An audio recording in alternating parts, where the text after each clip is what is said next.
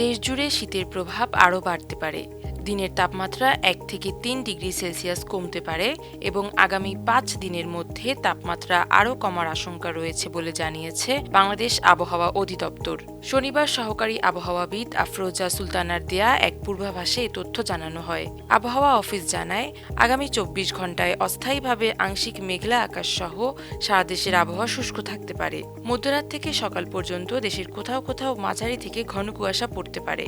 এ সময় সারা দেশে রাতের তাপমাত্রা সামান্য কমতে পারে এবং দিনের তাপমাত্রা 1 থেকে 3 ডিগ্রি সেলসিয়াস হ্রাস পেতে পারে। পঞ্চগড়ে এবার অন্যান্য বছরের তুলনায় শীত আগাম এসেছে, এখনও ঘন কুয়াশা চলতেছে। রোববার সন্ধ্যা 6টা থেকে পরবর্তী 24 ঘন্টায়ও সারা দেশে আংশিক মেঘলা আকাশ সহ শুষ্ক আবহাওয়া থাকতে পারে। মধ্যরাত থেকে সকাল পর্যন্ত কোথাও কোথাও মাঝারি থেকে ঘন কুয়াশা পড়ার সম্ভাবনা রয়েছে। এদিন রাত ও দিনের তাপমাত্রা সামান্য কমতে পারে। আমি কাজে যাচ্ছিলাম, যে পরিমাণ ঠান্ডা, মনে হচ্ছে যে হাড়ে হাড়ে তোমার হলো হাত পা শিক লাগে যাচ্ছে।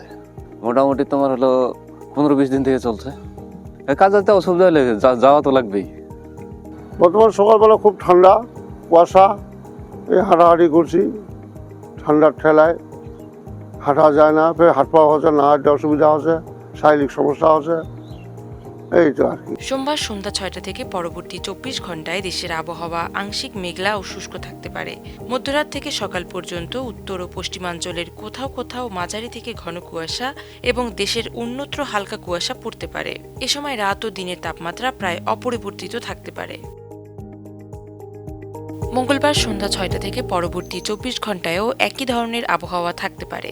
ভোরের দিকে দেশের কোথাও কোথাও হালকা থেকে মাঝারি কুয়াশা পড়তে পারে। রাত ও দিনের তাপমাত্রা প্রায় অপরিবর্তিত থাকার সম্ভাবনা রয়েছে।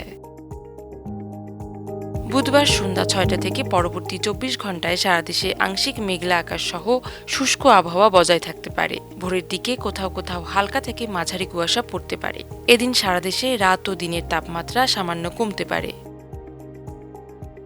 মাল্টিমিডিয়া ডেস্ক, আমার দেশ।